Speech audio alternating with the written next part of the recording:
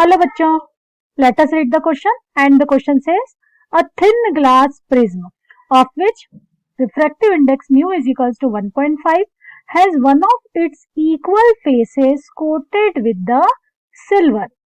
A ray is normally incident on the other face. After reflection from face BC, the ray re-enters air through the face AB. What is the angle made by emerging ray with normal? तो हमें क्या कहा जा रहा है?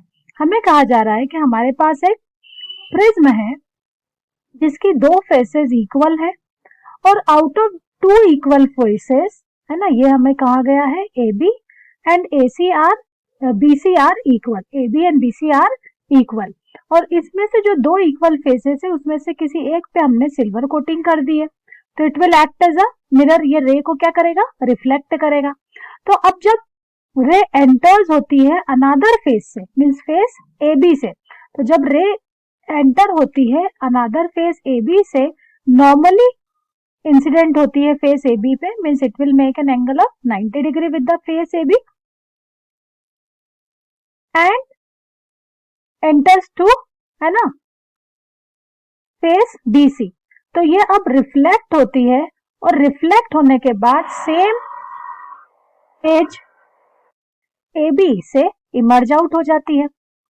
ठीक है, तो अब हमें क्या बताना है? हमें बताना है कि ये जो रे है, इमर्जिंग रे है, वो नॉर्मल के साथ, ठीक है, क्या एंगल ड्रॉ कर रही है. ठीक है, तो let us draw the normal of this. ठीक है, तो अब ये एज है, तो let us draw the normal of this is like that. ठीक है, तो अब देखें, मीन्स ये एंगल जो है 90 डिग्री है ना. अब बताइए, अब हमारे पास एंगल जो दिया है प्रिज्म एंगल, ठीक है, प्रिज्म एंगल हमें दिया है कितना डिग्री? 3 डिग्री. तो यहां लिख लेते हैं हम a is equals to 3 degree. ठीक है, अगर ये 90 है तो डेफिनेटली ये एंगल भी 90 होगा. तो जो एंगल सम प्रॉपर्टी से थर्ड एंगल ऑफ ट्रायंगल, ठीक है, वो कितना हो जाएगा हमारा? हम यहां लिख देते हैं 90 माइनस ए. ठीक है, अब अगर हम बात करें यहां जहां रिफ्लेक्शन हो रहा है, तो यहां अप्लाई हो जाएगा हमारा लॉ. ठीक है, ये नॉर्मल ड्रॉ कर दिया हमारा, तो ये हो गया हमारा इंसिडेंट एंगल और ये हो गया हमारा रिफ्लेक्टेड एंगल. करेक्ट है, और ये दोनों ही एंगल किसके इक्वल होंगे? ये एंगल होंगे ए के. ठीक है, यहां मैं ए लिख देती हूँ. करेक्ट, ये एंगल ए के इक्वल होगा, ये भी एंगल ए के इक्वल होगा. अब अगर ये वाला 90 डिग्री था तो ये एंगल भी 90 डिग्री होगा.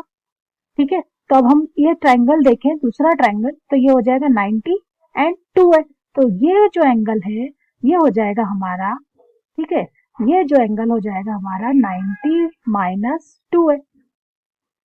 तो वर्टिकल अपोजिट एंगल से हम ये एंगल को क्या बोल सकते हैं?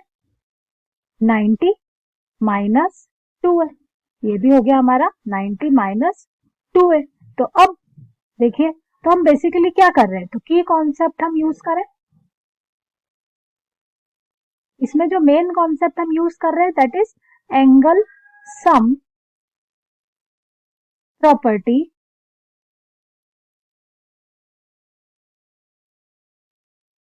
Of triangle.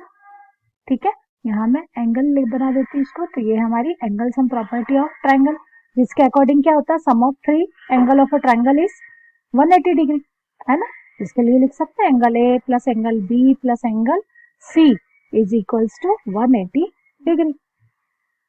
हम देखिए, हमें हमारा जो रिक्वायर्ड एंगल है, ठीक है, हमारा जो रिक्वायर्ड एंगल है वो है ये वाला. इसको नाम दे देते सपोज हम अल्फा. तो अल्फा की वैल्यू क्या होगी?